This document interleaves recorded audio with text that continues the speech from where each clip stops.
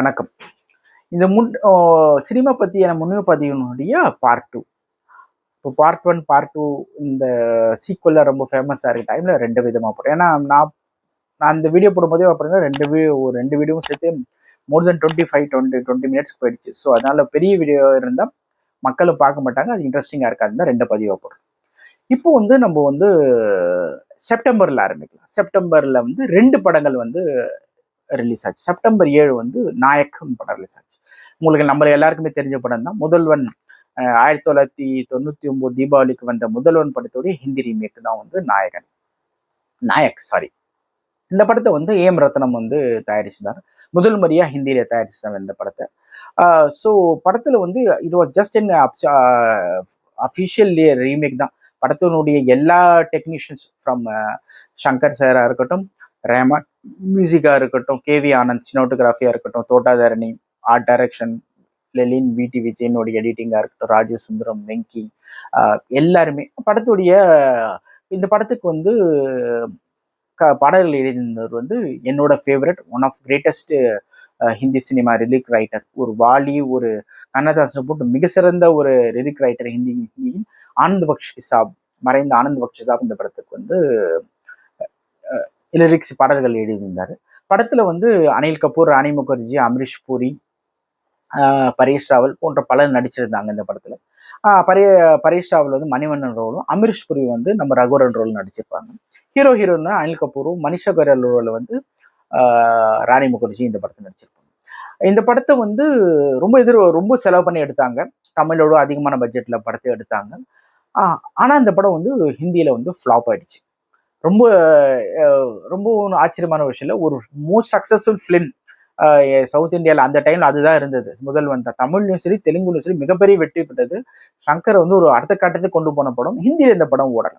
ஏன் ஓடலைன்றது அதே கதை தான், அதே விஷயங்கள் தான் எடுத்தாங்க. சீன் மாறாம அதே மாதிரி எடுத்துருப்பாங்க. Even the shots, composition, everything was same. அதாவது ஆக்டர் மட்டும் எடுத்துட்டு அப்படியே இந்த ஆக்டர் போட்டா என்ன இருக்குமோ இட் வாஸ் அப்சல்யூட்லி சேம்.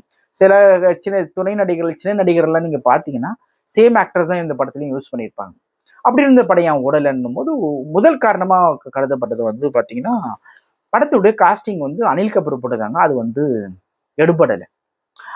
மக்கள் ஏத்துக்க மாட்டாங்க. அனில் கபூர் எப்படி சொல்லுவாங்கன்னா, பாம்பேல பாம்பே சொன்னா அந்த டைம் பாம்பே தான் சொல்லுவாங்க. பாம்பே பாலிவுட்ல என்ன சொல்லுவாங்கன்னா, இஸ் அண்ட் மண்டே ஹீரோன்னு சொல்லுவாங்க. மண்டே ஹீரோன்னா என்னன்னு பாத்தீங்கன்னா, மண்டே பாத்தீங்கன்னா எந்த தியேட்டர்லயும் ரஷ் இருக்காது. ஏன்னா ஒர்க்கிங் டேனால எந்த தியேட்டர்லயுமே இருக்காது. எவ்வளவு பெரிய படமா இருந்தாலும் சாட்டர்டே சண்டே மண்டே எல்லா வீடும் மண்டே எப்பவுமே மண்டே மார்னிங் ஷோ, இந்த மார்னிங் மண்டேவே பாத்தீங்கன்னா எப்பவுமே ஜனம் கம்மியா வரும். ஸோ அவர் மண்டே ஹீரோன்னு சொல்லுவாங்க. ஏன்னா அவருக்கு ஓப்பனிங் கிடையாது. Doesn't have big star power இல்லை. அப்போ ஸ்டார் பவர் குறைஞ்சிச்சு. He was big star in late 80s and 90s. But இந்த கான்ஸ்க்கு பொறுத்த வரைக்கும் ஷாருக், அமீர் அண்ட் சல்மான் வரைக்கும், அக்ஷய் இருந்தாரு, அஜய் தேவன், இவங்கெல்லாம் ஒரு முக்கியமான 5 ஸ்டார்ஸ் வரைக்கும் ரித்திக்கும் அப்போ வந்துட்டாரு. ஸோ இங்கெல்லாம் வரைக்கும் அவருடைய மார்க்கெட் வேலை குறைஞ்சிச்சு. ஸோ அது ஒரு பெரிய டிராபேக்காக இருந்தது. And he does not fit in to that ரோல்னு சொன்னாங்க. ஒரு ஆக்ஷன் ஹீரோவா அவர் பார்க்கல. அவர் ஆக்ஷன் ஹீரோவா நடிச்சு ரொம்ப நாளாச்சு நான் நினைக்கிறேன். அதுக்கு முன்னாடி வருஷம் பார்த்தீங்கன்னா 2000 பார்த்தீங்கன்னா பிப்ரவரி மாதம் நம்ம ஹேராம் வந்துச்சு. பிப்ரவரி 13, 14 ஹேராம் வந்துச்சு. அதுக்கு முன்னாடி 7ஆம் தேதி 8ஆம் தேதி 2000 புகார்னு ஒரு படம் வந்தது. ராஜ்குமார் சந்தோஷ், போனி கபூர். இப்போ விஜய் நம்ம அஜித் வச்சு நிறைய படம் எடுத்தாரு இல்லையா தமிழ்ல. அவர் அண்ணன் எடுத்த ஒரு படம் ரொம்ப புகார், ரொம்ப நல்ல படம் தான். அந்த படம் ரொம்ப டிஃப்ரெண்டான சப்ஜெக்ட் தான். அதை பத்தி அப்புறமா பேசும். அந்த படத்தை பத்தி ஞாபகம் வச்சுங்க. புகார் அந்த படம் எடுத்தாரு, ஆக்ஷன் படம். அந்த படம் ஓடலை.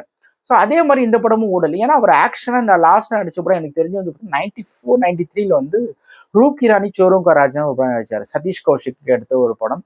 அதுவும் போனி கபூர் தான் எடுத்தாரு அந்த படம். அதுக்கப்புறம் அவர் he change the path to make family oriented and soft character படம் வச்சார். ஸோ இந்த படத்துல ஒரு ஆக்ஷன் ஹீரோக்கான அந்த படத்துடைய டிராபேக்காக கருதப்பட்டது அந்த படத்துடைய காஸ்டிங்கான அனில் கபூர் ரொம்ப டிராபேக். அமரீஷ் பூரி ரொம்ப பிரமாதம் பண்ணியது பரேஷ் ராவல்லாம். ஆனா இந்த படத்தை வேற யாரும் நடிச்சா நல்லா ஓடிக்கணும்னு சொன்னாங்க. அப்போ பாத்தீங்கன்னா சனி தேயோல அமீர் கான் ரொம்ப ஃபேமஸ். ஏன்னா ஆஃப்டர் லகானுக்குனால அந்த டைம்ல அவங்களும் போட்டிருக்கலாமான்னு தோணுச்சு. நிறைய பேர் வேற யாருன்னா கூட போட்டிருக்கலாம், சல்மான் கூட யாரோன்னு போட்டிருக்கலாம், ஃபிட் ஆகலன்னாங்க. இன்னொரு இன்ட்ரெஸ்டிங்கான அப்டேட் என்னன்னா, இந்த படத்துக்கு சங்கர் ஷாருக்கை கேட்டதா சொல்லப்பட்டது. இந்த படத்தை ஷூட்டிங் இந்த மிட் 2000 ஆரம்பிச்சது. அப்ப ஷாருக்கை கேட்டதா சொல்லப்பட்டது. ஆனா ஷாருக் அந்த படத்தை நடிக்க மறுத்துட்டார். ஏன்னா ஜனவரி 26 அதாவது ரிப்பப்ளிக் டே 2000 ரிப்பப்ளிக் டேக்கு வந்து ஷாருக் கானோட ஃபர்ஸ்ட் ஹோம் ப்ரொடக்ஷன் அவரோட முதல்ல ஒரு தயாரிப்பாளர் ஃபிர் பி தில் ஹிந்துஸ்தானி படம் வந்தது. அவர் ஜோலி சாலன் நடிச்ச படம். அதுதான் அவர் தயாரிச்ச முதல் படம் 2000. அந்த படம் வந்தது. அந்த படத்துல அவர் வந்து ஒரு ரிப்போர்ட்டரா நடிச்சிருப்பார், டிவி ரிப்போர்ட்டரா நடிச்சிருப்பார். ஆனா அந்த படம் ஓடல. ஸோ அதனால அந்த படம் ஓடல, அதனால ஓடல சொல்லப்பட்டது. அவர் வந்து இந்த கேரக்டர் நான் ரிப்பீட்டேட்டிவ் பண்றேன், அதனால இந்த கேரக்டர் நடிக்க மாட்டேன்னு சொல்லப்படுது. எனக்கு வந்து ரொம்ப சிரிப்பு தான் இருந்துச்சு. ஷாருக் கான் இது வரைக்கும் எந்த படத்துல வித்தியாசமா நடிச்சிருக்காரு? எல்லா படத்துலயும் ஒரே மாதிரி தான் நடிச்சிருக்காரு. அவர் வித்தியாசமான படங்களை பார்த்தோன்னா you can't even have handful of films கூட பார்க்கலாம். அப்படி இருக்கும்போது இதுதான் ஒரு காரணமா இருக்குமா, இல்ல எதுக்காக அந்த படத்தை நடிக்கலன்றது எனக்கு தெரியல அப்படின்னு சொல்லப்பட்டுச்சு. வாட் எவர் ஐ கெட், நான் இது பார்க்குறோம் கேட்குறோம் யாரும் சொல்றாங்கன்னா அப்சல்யூட் 100% எதுவுமே உண்மையா இருக்காது. சிலது வந்து கதைகளா இருக்கும், சிலது வந்து உண்மைகளா. அவர் நடிக்க மறுத்தத சொல்ல, அவர் அப்ரோச் பண்ணா நடிக்க மறுத்ததா சொல்லப்பட்டது.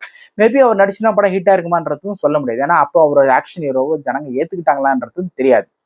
ஸோ இந்த படம் எடுத்து இந்த படத்துல தான் முதல் முறையா வந்து எனக்கு தெரிஞ்சு ஏம் ரத்னுக்கு வந்து மிகப்பெரிய லாஸ் ஆனது நான் நினைக்கிறேன். ஏம் ரத்னம் வந்து ஒரு கிட்டத்தட்ட அபவுட் 20 to 25 crores இந்த பட்ஜெட் எடுக்கப்பட்ட படம்.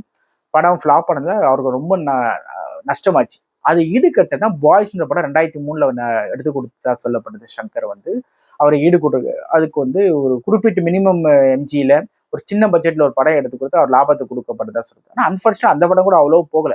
அது லாபம் வந்ததா இல்லையான்றது நம்ம யாருக்குமே தெரியாது. சரி, இப்போ மாதிரி வந்து முதல் நாள் இவ்வளோ வசூல், இந்த மாதிரி எவ்வளோ வசூல், அதுலயும் பல பொய்க்கு ஃபேக் இருக்கு. அதே மாதிரி அப்பயும் இருக்கலாம். எவ்வளவு லாபம் வந்திருக்குன்றது வந்து சங்கருக்கும் ஏம் ரத்னம் அவர்களுக்கு மட்டும்தான் தெரியுது, நம்மளுக்கு யாருக்குமே தெரியாது என்ன உண்மைன்றது.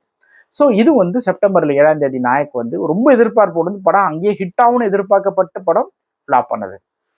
அதே பார்த்தீங்கன்னா 26 வந்து பார்த்தீங்கன்னா செப்டம்பர் 26 வந்து பார்த்தீங்கன்னா சாந்தினி பார்னு ஒரு படம் வந்தது. சாந்தினி பார்னு ஒரு படம் நம்ம மதுர் பண்டார்கர். மதுர் பண்டார்கர் இஸ் வெரி ஒரு எக்ஸ்பெரிமெண்டல் ஃபிலிம் மேக்கர். அவர் ரொம்ப டிஃப்ரெண்டான படம் எடுப்பாரு. உமன் பேஸ் படம்னு சொல்ல முடியாது. அவர் he makes some different kind of film. அவர் ராம்கோபால் வர்மா ஸ்கூல்லேருந்து வந்தவர். அவரோட அசிஸ்டண்டா இருந்தவர். ஸோ அவர் வந்து முதல்ல ஒரு படம் இருக்காரு. இந்த படத்துக்கு ரொம்ப கஷ்டப்பட்டார் அவர் ப்ரொடியூசர் வாங்குறதுக்கு. சின்ன படம் அது. அப்பவே 1 கோடி கூட இந்த படம் வந்து 1 கோடி 2 கோடியிலே எடுக்கப்பட்ட படம்னு சொல்லப்படுற சாந்தினி பார். தபு நடிச்சிருப்பாங்க, அட்டுல் குல்கர்னி 2 பேர் சேர்ந்து நடிச்சிருப்பாங்க. ரொம்ப ஒரு இன்ட்ரெஸ்டிங்கான படம். கதைக்கரு என்னன்னா, ஒரு ஹைதராபாத்ல இருந்து ஒரு பெண் வந்து பாம்பேக்கு போற வேலைக்கு, ஆனா அவள் வந்து பாலியல் தொழிலில் ஈடுபட்டுறான். அந்த ஈடுபட்டு அவன் பையனும் அது தெரியக்கூடாதுன்னு நினைச்சு வளர்க்குறான். ஆனா துரதிருஷ்டமா அந்த பையனும் வந்து பாத்தீங்கன்னா ஒரு கேங்ஸ்டர் ஆயிரான், இறந்துடுறான். ஸோ இதுதான் வந்து சாந்தினி பாரோட கதை. ரொம்ப யூனிக்கான கதை. இது வந்து ஒரு என்ன சொல்றது, ஒரு ஆர்ட் ஃபிலிம்கான ஒரு படம் தான் அது.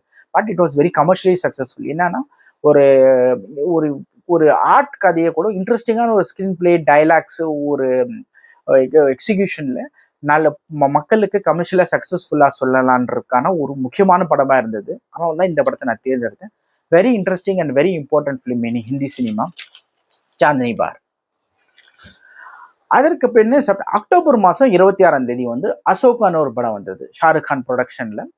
ரொம்ப எதிர்பார்ப்போடு வந்த படம். சந்தோஷ் சிவன் வந்து முதல் முறையா ஒரு கமர்ஷியல் படம் எடுக்கிறார். அவர் வந்து ஒரு ஃபுல் ஃபிளெஜ் கமர்ஷியல் ஃபிலிமா எடுக்கிறாரு. அவர் முன்னாடி நிறைய படங்கள் எடுத்திருக்காரு. டெரரிஸ்ட்னு ஒரு படம். நான் வந்து சந்தோஷ் சிவன் எடுத்த படங்களிலே ரொம்ப முக்கியமான படமா கருதுறது terrorist. Not only film, terrorist கதை என்னன்னா, எல்டிடி எப்படி வந்து நம்ம முன்னாள் பிரதமர் ராஜீவ்காந்தி கொலை பண்ணாங்க, அது எப்படி வந்தாங்க தமிழ்நாட்டுக்கு, அவங்க எப்படி எங்க தங்கினாங்க, எப்படி அதை எக்ஸிக்யூட் பண்ணாங்கிறதுக்காக ரொம்ப சின்ன பட்ஜெட்ல எடுக்கப்படும். நான் நினைச்சு எனக்கு தெரிஞ்சு ஒரு 20-30 லட்சம் இந்த படத்தை முடிச்சிருப்பாங்க. 10 நடிகர்கள் தான் இருப்பாங்க. சின்ன சின்ன இடத்துல ஷூட் பண்ணியிருப்பாங்க படத்தை. சந்தோஷ் சிவன் வந்து is an another version of Balu Mahendra. ஒரு சினிமோட்டோகிராஃபரா, ஒரு டைரக்டரா வந்து ஒரு வித்தியாசமான முயற்சிகள் பண்ணக்கூடியவர். எனக்கு டெரரிஸ்ட் ரொம்ப பிடிச்ச படம். எனக்கு நான் காலேஜில் பார்க்கும்போது எனக்கு I was just taken back with the film. Especially ஒரு ஷார்ட் இருக்கும் டெரரிஸ்ட்ல.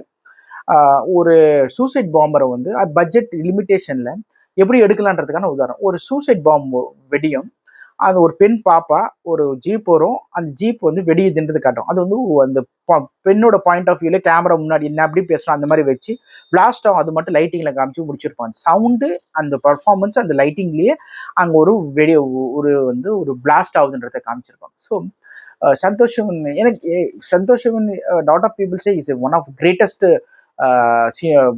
DOP or cinematographer India has ever produced. Also, he's a fantastic director நான் நினைக்கிறேன்.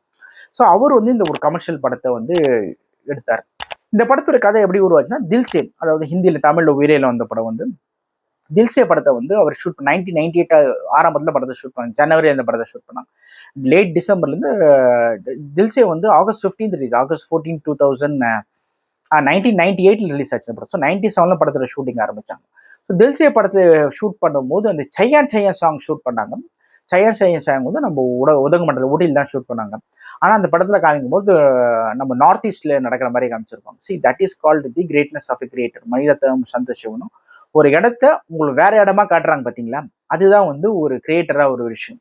ஸோ சினிமான்றது ஒரு பொய் தான். அந்த பொய்யை உங்களை நம்ப வைக்கிறாங்க பார்த்தீங்களா, அதுதான் ஒரு கிரேட்னஸ். ஸோ அந்த படத்துல ஷூட்டிங், அந்த பாட் ஷூட்டிங்ல அப்போ வந்து சந்தோஷம் வந்து என்கிட்ட இந்த மாதிரி ஒரு ஐடியா இருக்கு, அசோகரை பத்தி ஒரு கதை இருக்கு, அது சொல்லணுமா. அவர் கேட்டு படம் அந்த கேப்ல சொல்லிட்டே இருக்கும்போது திடீர் ஷார்கன் ஓகே இந்த படத்தை எடுத்துடலாம்னு சொன்னாரு. அப்படிதான் ஆரம்பிச்ச படம், அப்படிதான் எடுக்கப்பட்ட படம். இந்த படத்துல வந்து ஒரு அந்த டைம்ல வந்து ஷாருக் ஆமீருக்கும் வந்து மிகப்பெரிய பனிப்போரா இருந்து, இப்ப அஜித் விஜய் மாதிரி இருக்கிற ஒரு பனிப்போரா இருந்து அந்த படத்துல அந்த படத்தை ரிலீஸ் முன்னாடி ப்ரொமோஷன் நிறைய சொல்லியிருந்தாரு. இந்த படம் வந்து ஒரு விளையாட்டு சம்பந்தப்பட்ட படம் இல்லை, இது வந்து ஒரு ஃப்ரிக்ஷன் கதை இல்லை, இது கில்லி தண்டா ஆடுற கடையில, அதாவது லகான் அவர் மீன் பண்றது சொல்றது, அப்படிப்பட்ட படம் இல்லைன்னு சொல்லிட்டு he told Lagaan. But sadly because of that the film had a great opening, but film did not do well. இந்த படத்துல வந்து நம்ம தல அஜித் நடிச்சிருப்பாரு, அசோகருடைய தம்பியா வில்லனா நடிச்சிருப்பாரு இந்த படத்துல.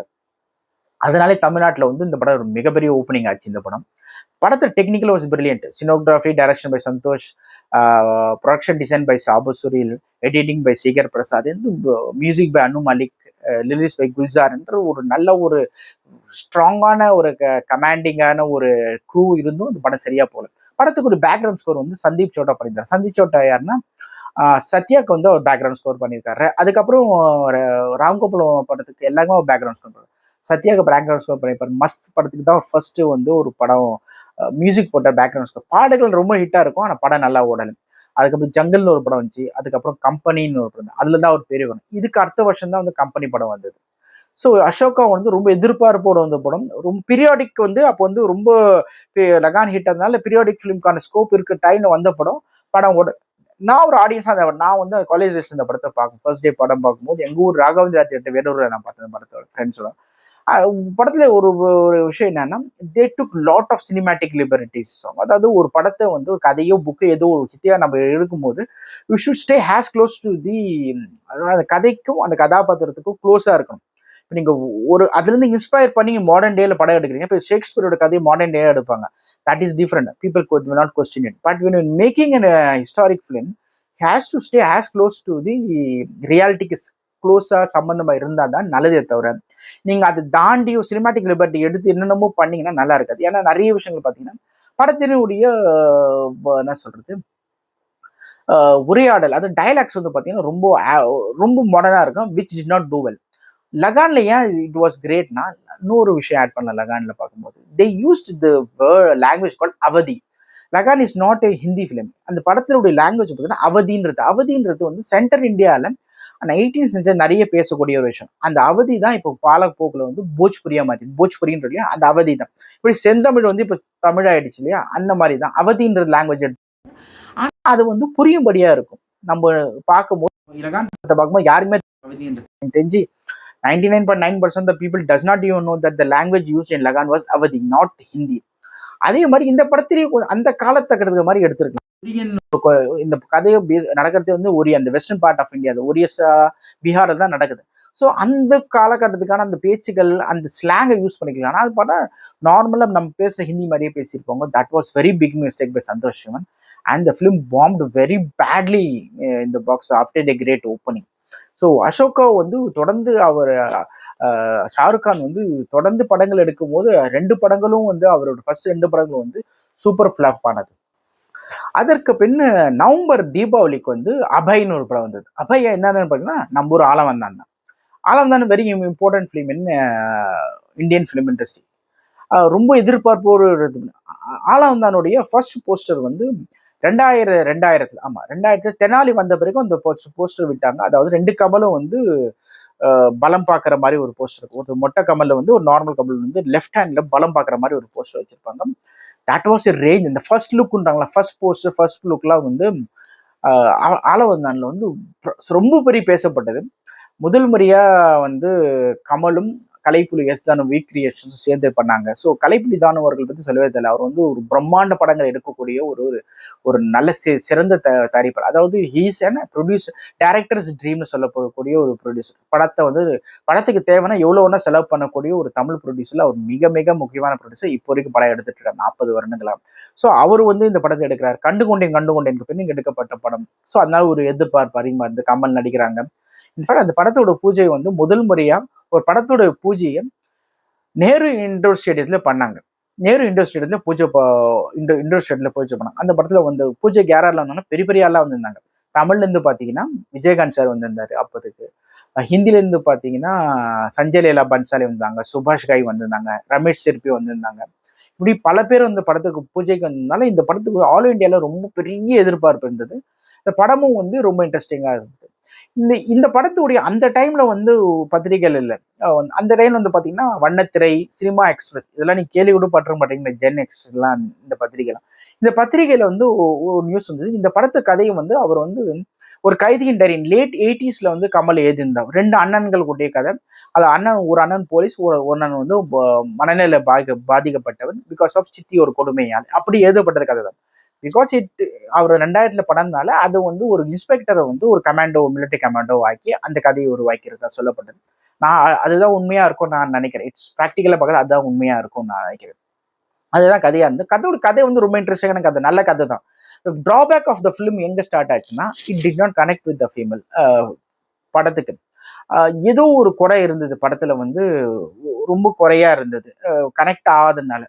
படத்துல வந்து சொல்லப்பட்ட படம் இந்தியாவிலே அதாவது அப்போ என்ன சொல்லப்பட்டது, இந்தியாவில அதிகமான பட்ஜெட் தயாரிக்கப்பட்ட படமாக சொல்லப்பட்டது. But it is not show.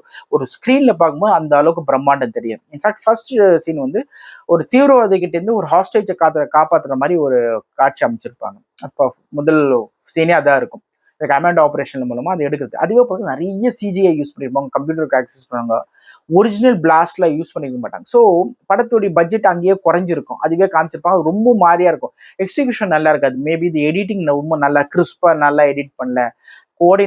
Vikram தர்மா தான் பண்ணிப்பாரு நல்லது. But did not have that world ஸ்டாண்டர்டா இல்லை. விக்ரம் தர்மா பண்ண ஒரு இந்தியனா இருக்கட்டும், காதலனா இருக்கட்டும், கால் தேசமா இருக்கட்டும், இட் ஹேட் அவருடைய குருதி புனலா இருக்கட்டும், ரொம்ப நல்ல பிரமாதமா கோரியோகிராஃபி இருக்கும். பட் இந்த படத்துல வந்து ஸ்டண்ட் ரொம்ப நல்லா இல்லை. அப்புறம் இன்னொன்று சொல்லப்படுது, முதல் முறையாக இந்த படத்துல ஸ்டண்ட் வந்து ஒரு ஃபாரின் ஸ்டண்ட் ஒரு ஸ்டண்ட் கோஆர்டினேட்டர் யூஸ் பண்றதா சொன்னாங்க. ஆனா அது வந்து கடைசி வரைக்கும் நடக்கவே இல்லை. மேபி பட்ஜெட்னால நடக்க விடல. கடைசி கிளைமேக்ஸ் ஃபைட்டு ரொம்ப பிரம்மாண்டமா இருந்தது. அது கலைப்புலி தானுவே சொல்லியிருந்தார். இந்த கடைசி கிளைமேக்ஸ் ஃபைட்ல வந்து நீங்க பாத்தீங்கன்னா அந்த கார் சேஸ்ல வந்து நீங்க தியேட்டர் நுனிக்கே வந்து பயங்கரமா என்ஜாய் பண்ணீங்க. அதாவது படத்தை ரொம்ப ஓவரா பில்டப் பண்ணி ஒரு ஃபிளாப் ஆனதுக்கு ஆளவந்தான் அபய் வந்து ரொம்ப முக்கியமான காரணமா இருந்தது. ஏதோ ஒரு சம்திங் வாஸ் நாட் ரைட் இந்த ஃபிலிம் வந்து டிஸ்கனெக்டா இருந்தது. படம் பார்க்கும்போது ரொம்ப டிஸ்கனெக்டா இருந்தது. You feel very board. Content ரொம்ப நல்லா இருந்தாலும், ஒரு புதிய முயற்சியா இருந்தாலும், இந்த படத்துல பாத்தீங்கன்னா இந்த கார்ட்டூன் கேரக்டர்ஸ்ல இந்த கமல் வந்து நான் பேசுறது நடக்கிறது ஒரு கார்ட்டூனோட மிக்ஸ் பண்ணியிருப்பாங்க. அது ரொம்ப புதுமையா இருந்திருக்கும். It was way ahead of its time. ரொம்ப நல்லாவும் இருந்தது. பட் ஆனா தெரியல மக்களுக்கு அது அந்த டைம்ல பிடிக்கல. ஏன்னா மக்களுக்கு பிடிக்கிற மாதிரி எடுக்கலையோ, மக்களை வந்து நம்ம குறை சொல்ல முடியாது. மக்கள் வந்து தான் வந்து ரொம்ப சென்சிட்டிவான, ரொம்ப ஆர்டிஸ்டிக் ஃபிலிமையும் ஹிட் ஆகிருக்காங்க. மக்கள் அந்த டைம்ல அதை ஏத்துக்கல, அவ்வளவுதான். இப்பயும் அந்த படத்துக்கு வந்தாலும் நிறைய குறைபாடு இருக்கு. கிளைமேக்ஸ்ல இருந்து நிறைய குறைபாடுகள் இருக்கு.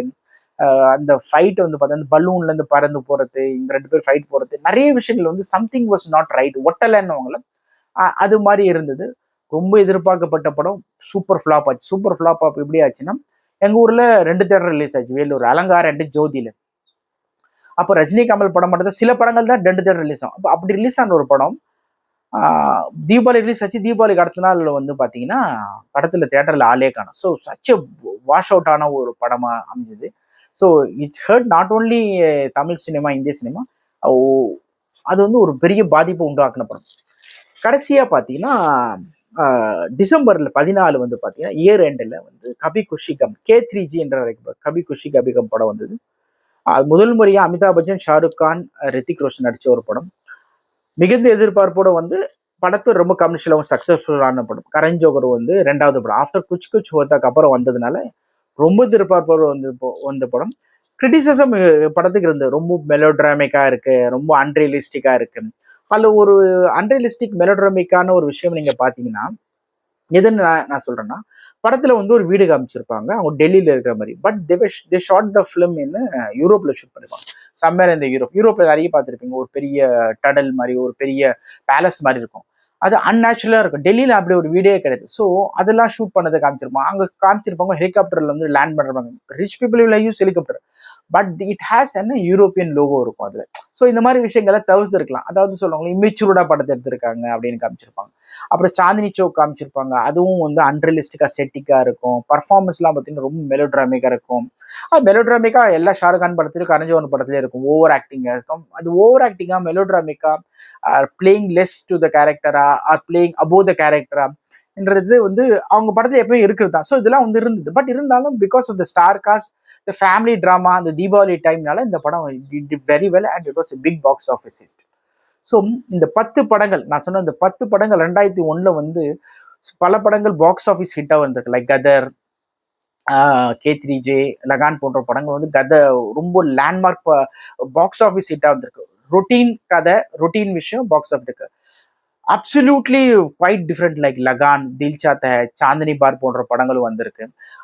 சக்சஸ்ஃபுல்லாக ஆயிருக்கு. ஸோ அது வந்து அந்த ஒரு பேரியரை முடிச்சு. ரொம்ப எதிர்பார்ப்பு இந்த யாதேன், நாயக், அசோகா போன்ற படங்கள் நல்ல பேனர், பெரிய ஹீரோ, பெரிய ஸ்டார் காஸ்ட், பெரிய பிரில்லியன்ட் க்ரூ இருந்தும் படங்கள் ஓடாது போனதுக்கும் காரணம் இருக்கு. அதுவும் வந்து பார்த்தீங்கன்னா இந்த 3 படங்கள். ஸோ இந்த 10 படங்கள் வந்து அதனால இந்த 10 படங்கள் தேர்ந்தெடுத்து இந்த 10 படங்களை பத்தி ஆலோசனை இந்த 2 பார்ட்லயும்.